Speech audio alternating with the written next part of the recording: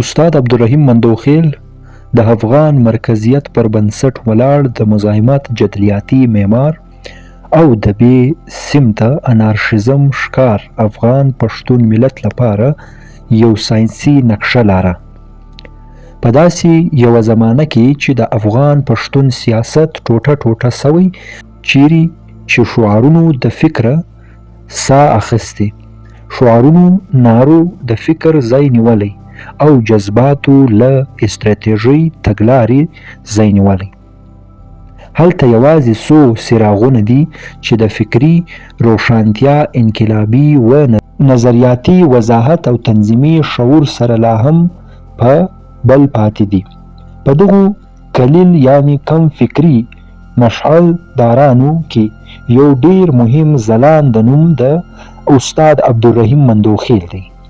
استاد مندوخیل یوازې یو سیاستوال نه و او نه یوازې یو ښوونکی، بلکې یو بشپړه فکري نظریاتي نظام و.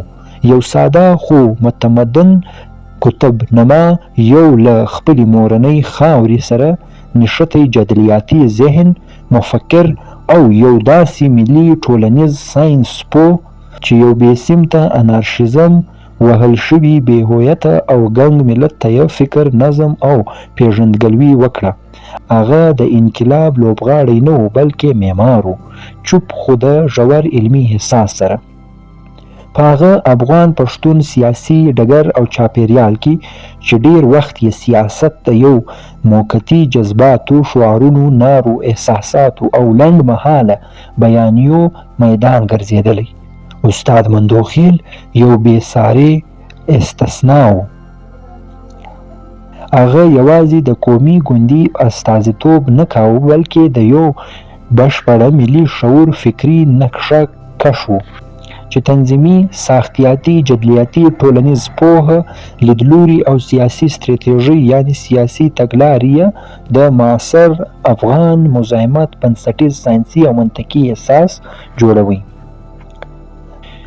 د نړۍ ټول ستر انقلابات که هغه د روسیې له یخ واورې ډګرونو نه راپورته شوي وو، یا د لاتینی امریکا له ځنګلونو، یا د منځني ختیځ له خیمو، ټول یو فکري مرکز لري. استاد مندوخیل نه یوازې د دغو انقلاباتو روح، سپریټ درک کړ، پیژندلی، بلکې د دغو انقلابونو روحیه یې د افغان پښتون شرایطو ته اړوله او له ورایه خپل معروض د نوي فکري بڼه ورکولو لګیا و. هلته چې نور خلکو انقلابات یوازې د اقتباس په توګه لوستي، ستر مندوخیل هڅه وکړه چې د انقلابي مفکوره د عمل په ودانۍ کې واچوي. دی یوازې د اقتباس لوستونکی نه و بلکې د ملت لپاره یو انقلابي انجینیر و. د ښکېلاک ضد مزاحمت یوازې ترجمان نه و بلکې دا یې د پښتون ملت په تاریخي، مادي او رواني نفسیاتي جوړښت کې داسې ورګډ کړی چې دا یې یو بشپړه ساینسي ملي پروګرام وګرځوي. استاد مندوخیل یو نایابه امتزاج و، ښوونکی، مفکر او تنظیم پوه. دا ملت ته یوازې احساساتي نارې نه ورزده کولې بلکې مظلوم ملت یې داسې لولی لکه څنګه چې یو فقیه دیني متون د ژور تدبیر سره مطالعه کوي. د ده لپاره د ملت درد، تاریخ، شعور او زخمونه د ده نصاب و. هغه نه یوازې د نړۍ د ټولو انقلابي خوځښتونو او مشرانو ژوره مطالعه کړې وه بلکې د هغوی په دننه کې یې پټ تنظیمي جوړښت، فکري تسلسل او ساختیاتي جوړښت، تېروتنې، رغندوالی او ګټې یې مطالعه ولوستې. او همدغه بنسټونه یعنی بنیادونه یې د پښتنو په سیاست کې د معاصر یوه نوې انقلابي فکري فرهنګ او جوړښت ته بنسټ کېښود.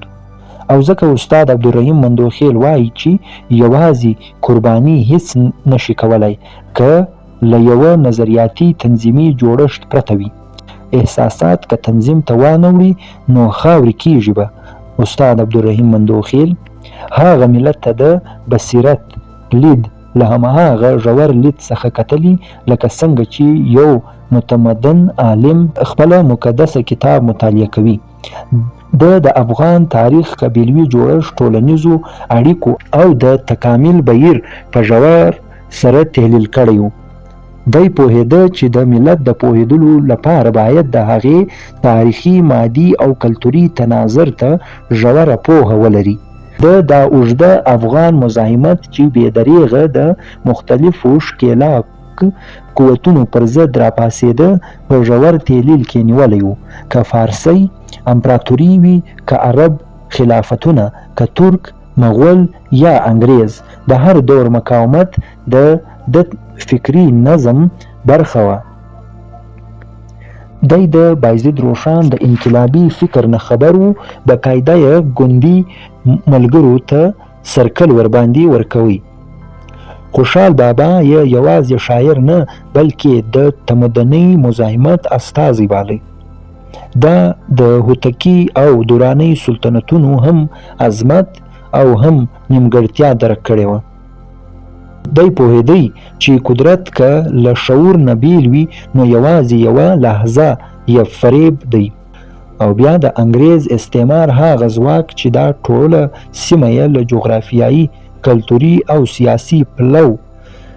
سیاسي پلو وشلول، او دا ټول د استاد مندوخیل د فکري او سیاسي پوهې محور و. د هغه بصیرت به ویل تاریخ یوازې ماضي تیر نه ده بلکې یوه دوامدار سیاسي قوه ده. جغرافیه یوازې خاوره نه ده بلکې نظریاتي وسیله هم ده. خلوص که په تنظیمي چوکاټ کې نه وي نو ضایع کیږي. هغه ټینګار کاوه که ستا مبارزه څومره هم مخلصه وي خو که یو منظم نظریاتي ګوند نه وي چې واضح ستراتیژي، تګلاره او اهداف ولري نو ستا قرباني به ضایع شي. ته که وطن سره مینه لرې خو که دا مینه یو واضح سیاسي قوت ته وانه وړي نو دا به یوازې د تاریخ یوه ناره پاتې سي. یو داسې ګوند پکار دی چې واضح ملي فکر ولري، علمي اهداف ولري او منطقي او منظمه طریقه ولري. که نه نو مینه او قرباني یوازې یو خپور پاشل شوی خوب پاتې کیږي. د افغان مرکزیت تمرکز لرونکی فکري تګلاره یو احساساتي غبرګون نه و بلکې یو منظم فکري او تاریخي شعور سره تړلی لید و. د ملت دوستۍ مفکوره له ماضي پرستۍ راویسته او دا یو ساینسي، انقلابي او تنظیمي نصاب ته واړوله. د له نظره ازادي یو احساس نه و بلکې یو پلان و. داسې پلان چې نظریاتي وضاحت ولري، چې د انقلابي تنظیم نظم سره سمبال وي، چې له تاریخي خودمختارۍ سره تړلی وي، چې سیاسي، اقتصادي او کلتوري پلو بشپړه وي، او داسې چې یوازې ترلاسه نه بلکې دایمي وساتل شي. استاد مندوخیل باور درلود چې جذبې باید تل د نظریې تابع وي او د خلکو مینه باید د تنظیم په چوکاټ کې واچول سي. هغه شعارونو ته نظریه ورکړه او نظریې ته وجود. لکه څنګه چې استاد مندوخیل به ویل اتن ولی له منځه لاړ، یوازې تاریخ یې پاته سو، ځکه دوی له ځان سره قلم درلود خو توره نه. اسپارټا ولی له منځه ولاړه، سره لدې چې یې له فارس سره ډیر زورور جنگونه وکړل، ځکه هغوی له ځان سره توره درلوده خو قلم نه. نپولین سره هم توره وه هم قلم، بیا هم ولې مات سو، ځکه چې سیاست کې شاته پاتې سو. انګریزان تر هغه ښه وو. افرو ایشیا هیوادونه هم قلم، توره او سیاست ټول وکارول خو بیا هم ولې پرمختګ ونه کړ، ځکه دوی یوازې سیاسي ازادي واخیسته خو اقتصادي ازادي له پامه وغورځوله. ښکېلاک وروسته ذهني میکروبونه، جراثیم لا هم ژوندي پاتې سول. لکه څنګه چې استاد مندوخیل په خپل فکر کې موږ ته وښودل، دا پوښتنې نه یوازې د تیر وخت د امپراتوریو کمزوري راښیي بلکې دا حقیقت ته هم زموږ پام رااړوي چې سیاسي ازادي یوازې لومړنی ګام دی. حقیقت دا دی تر هغه چې یو قام یا ټولنه خپل اقتصادي، ټولنیز او فرهنګي حقونه خوندي نکړي، بشپړه ازادي ناممکنه ده. یعنی یوازې د سیاست ازادي نه بسنه کوي، بلکې ورسره باید اقتصادي مساوات، د استثمار نه خلاصون او د ټولو طبقو لپاره مساوي فرصتونه هم وي. یو پیاوړی تنظیم چې ځان جدلیاتي توګه تنظیموي خپل غړي دې ته چمتو کوي چې کار ته ارزښت ورکړي او د کار د بریا فلسفه درک کړي. دا ډول تنظیم یوازې د سیاسي ازادۍ خبرې نه کوي، بلکې ټینګار کوي چې تر هغه چې اقتصادي مساوات او له استثمار نه خلاصون تامین نشي، تر هغې بشپړه ازادي ممکنه نه ده. د ایتن، اسپارټا، نپولین او افروهیشیا د ملتونو پخواني مثالونه موږ ته دا درس راکوي چې که څه هم دوی ځواک درلود، خو یو بنسټیز حقیقت یې له پامه غورځولی و.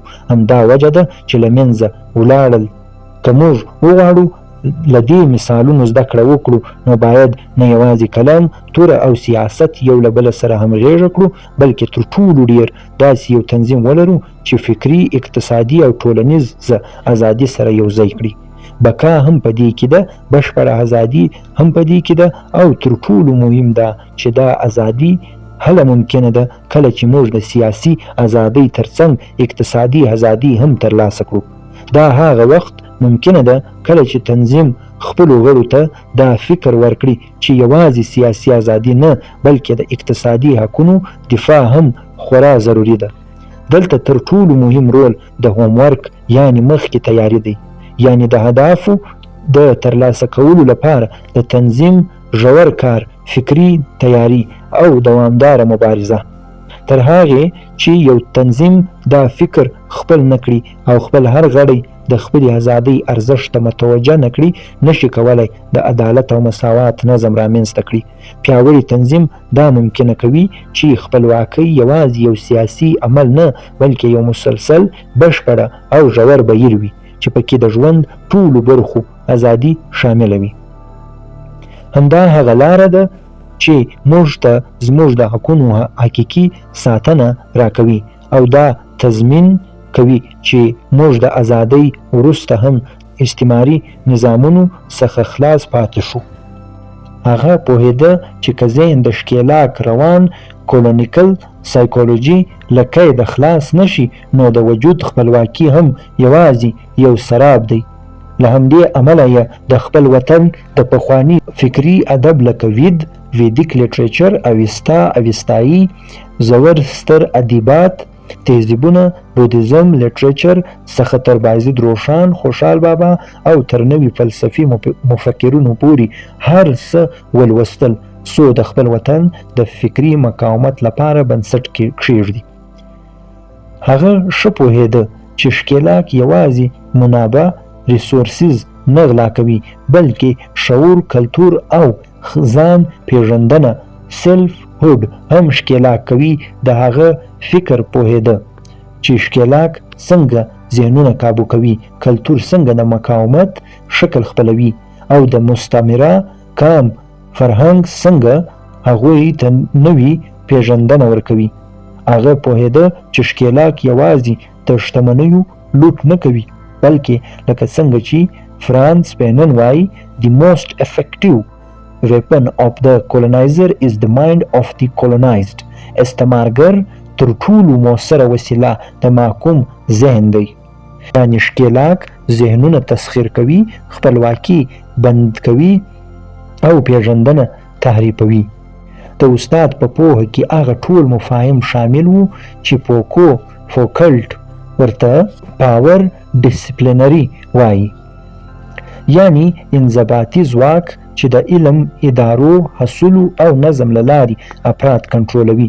هغه پوهېده چې علم، نصاب، کریکولم، دین، ان تر ژبې پورې هر څه د استعماري واکمنۍ وسایل کېدلی شي. لکه څنګه چې ګرامشي وایي The ruling class not only rules through coercion but shaping the common sense of society through cultural hegemony. واکمنه طبقه یوازې د زور له لارې نه بلکې د کلتوري غلبې کلچرل هیجمني له لارې د ټولنې عام شعور جوړوي.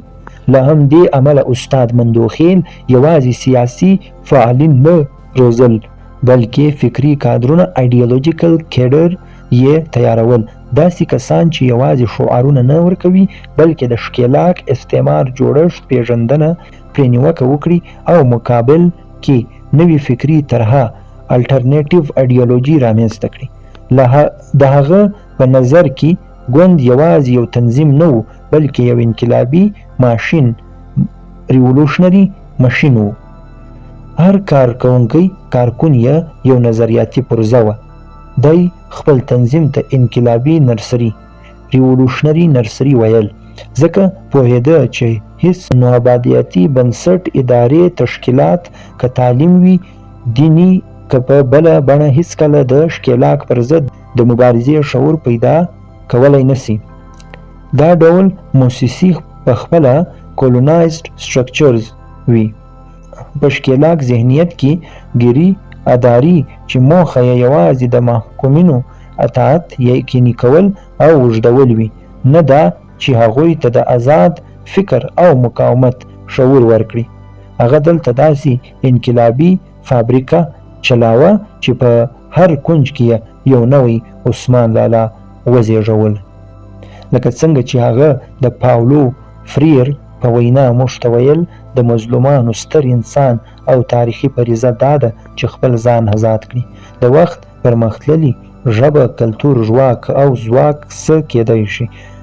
هغه ژبه، کلتور او ځواک چې پر قوي اقتصادي بنسټ strong economic base ولاړ وي. د وخت غالب فکر څه کېدای شي؟ هماغه چې د ځواکمن اقتصادي نظام پاورفل اکنامک سیستم ژوره پوهه ولري او د ټولنیز پرمختګ لارې وړاندې کړي. د یوې طبقې نظریه فکر مفکوره څنګه غالبیږي؟ هغه طبقه چې د تولیدي منابعو means of production بشپړه کنټرول ترلاسه وي، خپل فکر په ټولنه تحمیلوي. اقتصاد کله وده کوي؟ کله چې تولیدي منابع، ځمکه، پانګه، کار د خلکو ولسونو پراخو طبقاتو په لاس کې وي. د عامه واک ولسونو واک لپاره لومړی د ښکېلاک او بیا د استثمار زبېښاک پر ضد مبارزه ضروري ده. دا ټول مثالونه ښیي استاد مندوخیل په ساده خو ژوره ژبه کې څنګه اشتراکي فکر، تاریخي شعور، سیاست، د قانون پرمختګ، فلسفه، ټولنیز قوانین او جدلیاتي منطق د ملت لپاره ژوندی نصاب جوړاوه. د پولو فریر دا خبره چې د مظلومانو ستر انساني او تاریخي فریضه دا ده چې خپل ځان آزاد کړي، د هر مظلوم قوم لپاره لارښود دی. ازادي هغه وخت رښتینې ده چې مظلوم خپله ستونزه په خپله حل کړي او د خپلو حقونو لپاره مبارزه وکړي. دا یوازې یوه سیاسي جګړه نه بلکې بشپړه ټولنیز، کلتوري او اقتصادي انقلاب دی. که کلتور، ژبه او فکر د اقتصادي نظام تابع وي چې پکې استثمار ختم نه وي او مساوات نه وي، نو ازادي هیڅکله بشپړه نشي. همدا وجه ده چې غالب فکر هغه دی چې یو ځواکمن اقتصادي نظام په ژوره توګه درک کړي او پر بنسټ یې د ټولنیز پرمختګ لارې چارې طرح کړي. کله چې پوښتو چې یوه طبقه څنګه غالبیږي، نو باید پوه سو هغه طبقه غالبیږي چې د تولیدي منابعو کنټرول ولري. دا طبقه خپل نظریات په معروضي نړۍ تحمیلوي او ټولنیز جوړښتونه په خپله خوښه تنظیموي. د اقتصاد پرمختګ هغه وخت ممکن دی چې تولیدي منابع د خلکو پراخو طبقاتو ترمنځ وویشل سي. که منبع څو کسانو ته واوښتل سي، نو دا د ټولنیز استثمار زبېښاک لامل ګرځي او د خلکو ولسونو ازادي محدودوي. د عامه واک لپاره لومړی د ښکېلاک او بیا د استثمار پر ضد مبارزه ضروري ده څو د منبعو مساوي ویش ممکن سي. دغه ټول خبرې ښایي چې استاد مندوخیل څنګه په ساده خو ژوره ژبه کې اشتراکي فکر، تاریخي شعور، ټولنیز قوانین او جدلیاتي منطق د ملت لپاره یو ژوندی نصاب جوړاوه. د هغه پیغام دا و چې د سیاسي ازادۍ ترڅنګ اقتصادي ازادي او ټولنیز عدالت ته مبارزه هم دوامداره وي. د هغه ژوره فکري لید او ساده اغیزمنه ژبه موږ ته اوس هم لارښود ده چې ځانونه څنګه خپلواکه کړو او داسې ټولنه جوړه کړو چې رښتینې ازاده وي. استاد مندوخیل یوازې یو سیاسي مشر نه و، بلکې یو فیلسوف، ټولنیز پوه، تاریخ پوه هم و. د له پخوانۍ یوناني فلسفه او نه تر معاصرو اشتراکي او ګڼ شمېر علمونو او ملت پالو مفکرینو پورې ژوره مطالعه کړې وه. د هغه لومړی کتابي لیکنه انګریزي استعمار او افغانستان خپله یو انقلابي نظریاتي سند دی چې د ځوان ذهن لپاره د 19مې پیړۍ د استعماري استحصال جوړښتونه روښانه کوي. د هغه نور اثار لکه افغان او افغانستان، د پارلمان ویناګانې، د خان عبدالصمد خان شهید په اړه څېړنیز مقالې او سمینارونه، ګڼ شمېر مقالې، دا ټول د پښتون افغان ملت لپاره یو ارزښتناک نظریاتي خزانه جوړوي. د خپل کارکوونکي خالي نارو له نه راویستل او جدلیات، ټولنپوهنه، سیاسي اقتصاد او تاریخي شعور یې وروښود. استاد مندوخیل یوازې یو ګوند نه جوړاوه، بلکې یو نظریاتي فابریکه یې جوړه کړې وه. داسې فابریکه چې ملي شهید عثمان لالا غوندې انقلابیان روزي او د پښتون سیمې په هر کونج کې فکري او تنظیمي کیډر خوروي. په داسې سیمه کې چې سیاست پکې د موقع پرستۍ یعنی فرصت پرستۍ، فرقه پرستۍ او فکري ګډوډۍ مصلحت شکار وي. استاد مندوخیل ملت ته نقشې او قاموس ورکړ. نن سبا چې د پښتونخوا وطن اکثریت سیاسي اصطلاحات کاریږي، دا ټول د مندوخیل معرفي کړي دي، لکه له امو تر اباسینه، له بولانه تر چتراله، آزاد جمهوری افغانستان، محکومه پښتونخوا، شمالي منځنۍ جنوبي پښتونخوا، انګریزي استحصال، پنجابي ښکېلاک، چینایي شاونیزم، د آزاد افغانستان دفاع او د محکوم پښتونخوا د ازادۍ مبارزه، دشمن بیطرفه کول، بیا دوست جوړول او بیا د ملګرتیا پړاو ته رسول، د پاکستانګیر پر ځای د پښتونګیر سیاست اختیارول، پښتون افغان ولس ته د اصلي دشمن پیژندنه ورکول، د افغان تاریخ د سیاست محور ګرځول. یوازې ډیسپلین لرونکي تنظیم کولی شي دشمن ګونډې وهلو ته اړ کړي، او دا مشهوره جمله کارکوونکي د ټانکونو په څیر وي. دا صرف شعارونه نه وو، بلکې دا د ملت د نظریاتي سرحدونو تعریف وو. د دغو اصلاحاتو له لارې پښتون جغرافیایي وضاحت ورکړل سو او سیاسي شعور ته فرهنګي اصلاحات ورکړل سول. دا ژبه جغرافیه سوه، دا شعارونه جهت. د مندوخیل په نظر سیاسي کارکوونکي رضاکاران نه بلکې نظریاتي جنګیالي وو، داسې مبارزین چې د نظم، تحلیل او لید سره سمبال وي.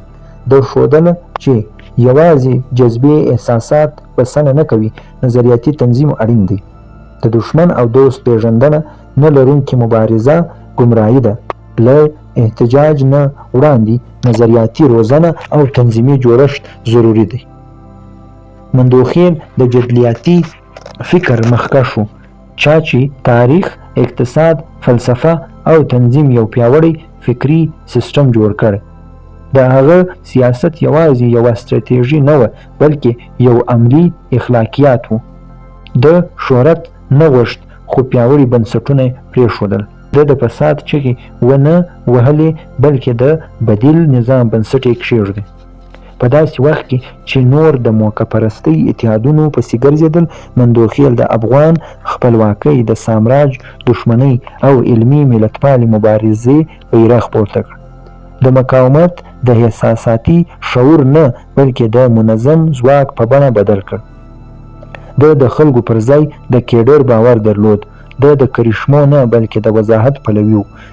د چټکو پایلو نه بلکې د انقلابي کمیت و کیفیت او شتون کوالټي کوانټیټي چینج صبر ارزښت زده کاوه.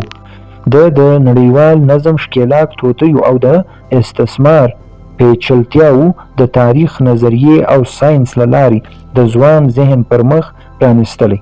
د مندوخیل فکر نن هم د سیاسي تعلیم، روزنیز نظام او مقاومت او تنظیم سازی یو جامع درس ځای دی. نن چې پښتني ټولنه د نظریاتي تشې سیاسي زوال، انارشیزم او فکري ګمراهۍ ښکار ده، د مندوخیل فکر نه یوازې د ماضي د تیر یاد دی بلکې د اوس اړتیا ده. موږ داسې اثر ژوند کوو چې بدن د پراکسي جګړو زخمی کړی دی، ذهن د اوازو او ښکېلاک لوبو له زهرجنو جالونو ډک دی، روح بې لارښوده ده. په داسې حالت کې د استاد مندوخیل ماډل یوازې بدیل نه بلکې یوازینۍ لاره ده.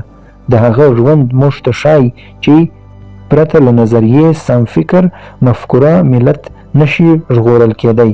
پرته له جوړښت قربانۍ بې ثمره ده.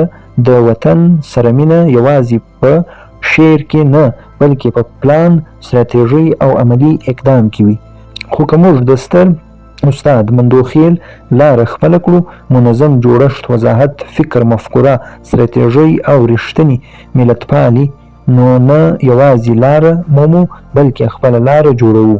نه یوازې یادونه کوو بلکې بیا رغونه کوو د علم له لارې، د انقلابي او نظریاتي روزنې له لارې، د نظم او انضباط له لارې، د مزاحمت له لارې. ځکه ستر استاد مندوخیل موږ ته یوازې یادونه پرېښود بلکې یو سیاسي ډي ان اې یې راکړه. ځکه ستر استاد مندوخیل موږ ته یوازې یادونه پرېښود بلکې یو سیاسي ډي ان اې یې راکړه چې که د نن نسل رګونو ته ننوځي، ملت ته نوې وینه، نوې روح، نوې راتلونکې ورکولی سي.